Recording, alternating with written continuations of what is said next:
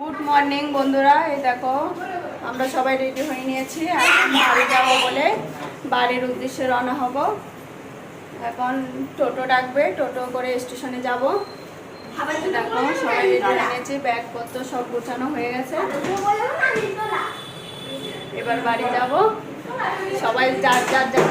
এই দেখো আমরা বেরিয়ে পড়েছি জগন্নাথের নাম নিয়ে, বাড়ির উদ্দেশ্যে রওনা হলাম। দেখো নিচে চলে এসেছি।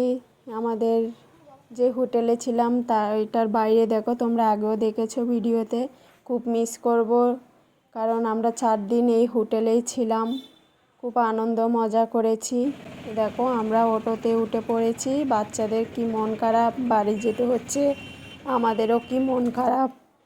দেখো চলে এসেছি স্টেশনে। আমরা অনেক তাড়াতাড়ি এসেছি, 8টার সময় চলে এসেছি। আমাদের ট্রেনের হচ্ছে 10টা 25-এ।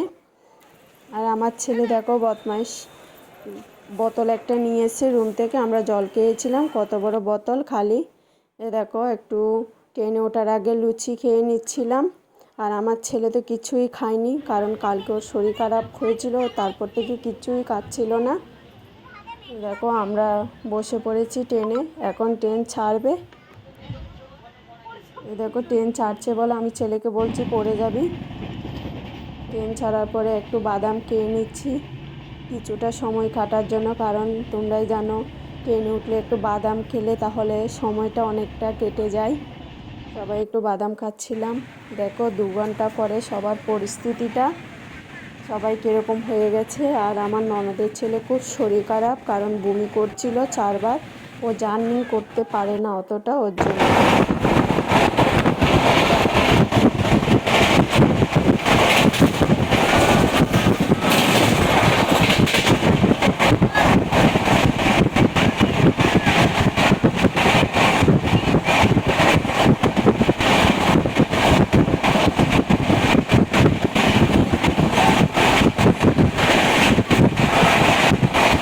অনেকটা রাস্তা যাওয়ার পরে খিদা পেয়ে গেছিলো, ওর জন্য সবার জন্য কেক বিস্কুট নিয়েছিলাম। এখন খেয়ে নিচ্ছি কেক বিস্কুট জল খেয়ে, সবার একটু খিদাটা মিটবে ওর জন্যই। দেখো আমরা অনেকটা কাছাকাছি চলে এসেছি, একটু পরে পৌঁছে যাব। আমাদের ট্রেনটা শালিম অবধি যাওয়ার কথা ছিল, কিন্তু শালিম স্টেশনে কাজ হচ্ছে বলে যাবে না, আমাদের সাঁতরাগাছিতে নেমে যেতে হবে। আর আমার ছেলে কি বদমাইশি করছে দেখো।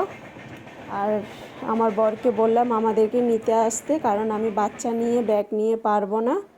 দেখো আমার বর চলে এসছে, বাপ ছেলে অনেক দিন পরে দেখা হয়েছে। দেখো ছেলেকে কুলে নিয়ে চলে যাচ্ছে, আমার কোনো পাত্তাই নেই।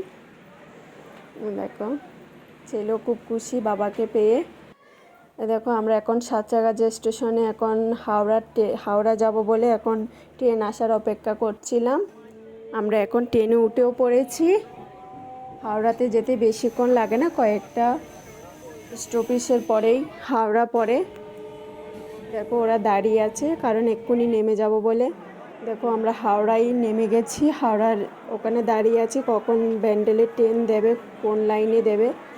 হাওড়ার ভিড়টা দেখো তোমরা একবার, প্রচুর ভিড়।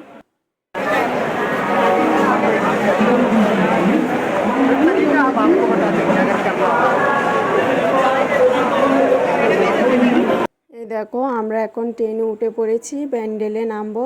আমাদের টোটোওয়ালা দাদাকে ফোন করেছি, উনি আমাদের নিতে এসছে। ঠিক আছে, আর ভিডিও বড় করব না, কারণ শরীর খুব খারাপ, ওর জন্য আজকের ভিডিওটা এই পর্যন্ত বন্ধুরা। সবাইকে টাটা।